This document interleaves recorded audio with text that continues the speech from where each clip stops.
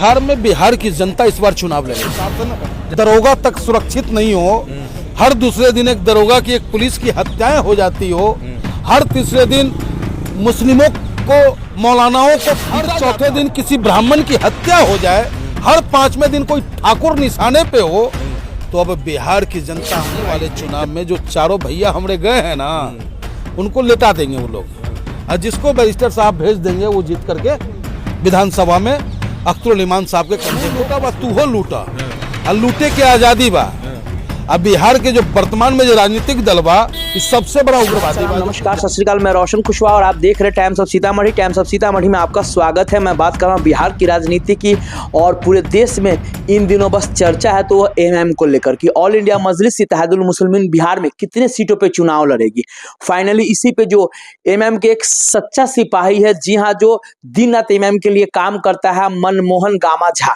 जी हाँ, उनसे जब पूछा कि बिहार को लेकर क्या तैयारी है और बिहार में कितने सीटों पे आपकी पार्टी चुनाव लड़ेगी, और जो आपके पिछले बार 4 विधायक जो छोड़ के गए थे, तो फाइनली इस पे जो मनमोहन गामा झा है, उन्होंने इतनी बेवाकी से जवाब दिया। बिहार में बिहार की जनता इस बार चुनाव लड़ेगी, क्योंकि बिहार की जनता कभी लालू जी की गोद में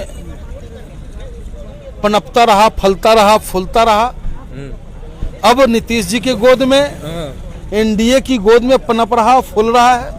बस पैटर्न इतना ही बदल गया है कि उसको जंगल राज कहते थे, अब यहाँ पिस्तौल की राज कहते हैं, जहाँ की प्रशासन दरोगा तक सुरक्षित नहीं हो, हर दूसरे दिन एक दरोगा की, एक पुलिस की हत्याएं हो जाती हो, हर तीसरे दिन मुस्लिमों को, मौलानाओं को पीटा जाता हो, हर चौथे दिन किसी ब्राह्मण की हत्या हो जाए, हर पांचवें दिन कोई ठाकुर निशाने पे हो, तो अब बिहार की जनता अंगड़ाई लेगी। क्योंकि बिहार वो धरा है कि गांधी जी जन्म तो जरूर लेते हैं गुजरात में, लेकिन जब सत्याग्रह आंदोलन करना होता है तो उन्हें बिहार की जनता, बिहार की आबो हवा पसंद आती है, और बिहार से सत्याग्रह आंदोलन होता है, अंग्रेज भारत छोड़ो। अब जो बिहार से राजनीति होगी वो ये होगा कि ए बिहार के लुटेरो एनडीए, ए बिहार के लुटेरो आरजेडी और कांग्रेस, ये बिहार छोड़ो, अब हम पतंग उड़ाएंगे, खुशहाली से रहेंगे। तो ये आने वाले चुनाव में जो चारों भैया हमरे गए हैं ना, उनको लेटा देंगे वो लोग।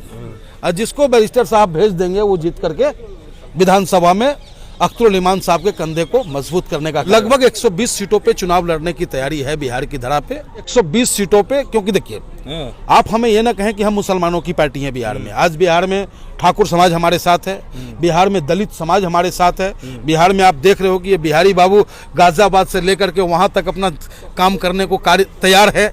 तो हर समाज की पार्टी हो चुकी है।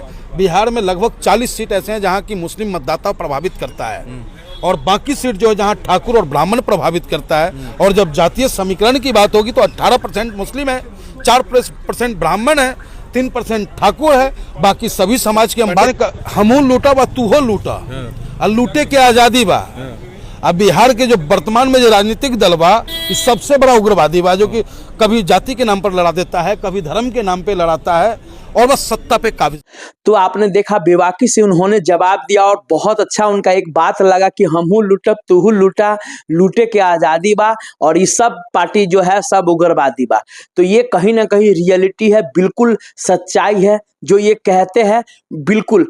क्योंकि बिहार में आप देख रहे हैं चोर चोर मौसेरे वाली कहानी है, कभी वो आते हैं तो कभी वो आते हैं, लेकिन सब एक ही थाली के चट्टे बट्टे हैं।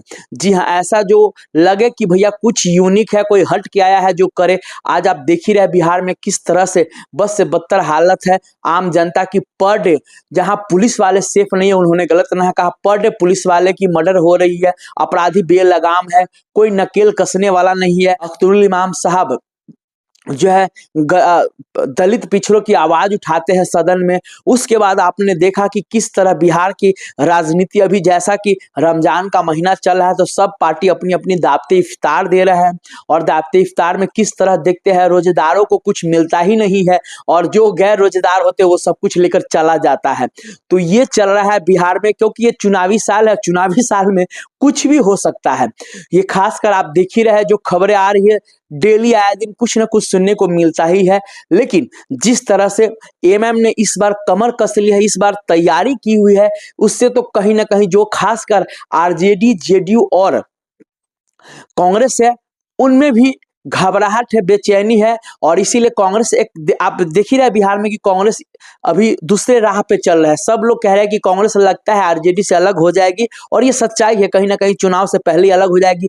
जिस तरह पप्पू यादव का जो बयान है, जिस तरह से अभी देखा आपने कि राष्ट्रगान हुआ और उस राष्ट्रगान में जो एक्टिविटी दिखा आपको नीतीश कुमार का, और उसी पे तेजस्वी यादव हमलावर है, आरजेडी हमलावर है, लिए नीतीश कुमार का पुतला फूक रहे इस्तीफे के लिए, तो वहीं पे पप्पू यादव अपना सॉफ्ट रील दिखा रहे हैं।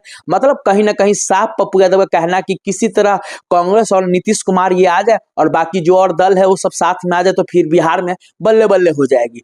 लेकिन चुनाव है, जिस तरह क्रिकेट को कहा जाता है कि अनिश्चितताओं का खेल है, जब तक आखिरी बॉल नहीं फेंका जाए तब तक कुछ भी कहना असंभव है।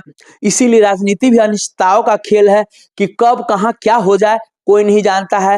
हो सकता है अभी हम बोल रहे हैं कि कांग्रेस और पार्टी चुनाव लड़ेगी, कल को हो सकता है कि वाकई में जेडीयू और कांग्रेस और बाकी जो एमएम वो भी साथ में चुनाव लड़ सकते हैं, ये भी हो सकता है। चुनाव के अंतिम पैदान ना आ जाए तब तक कुछ भी कहना जल्दबाजी होगा। लेकिन जिस तरह से मनमोहन गामा झा ने एक खुलासा किया, एक जो बातें कही, जिस तरह से मनमोहन गामा झा ने कहा कि बिहार में 120 सीटों पे एमएम चुनाव लड़ेगी, लगभग जो मनमोहन गामा झा ने कहा वाकई में कहीं ना कहीं वो सच्चाई बोल गए हैं। और तैयारी उसी तरह की मजलिस की चल रही है कि अगर भैया किसी के साथ गठबंधन नहीं होगी तो 120 सीट पे चुनाव लड़ेंगे ही।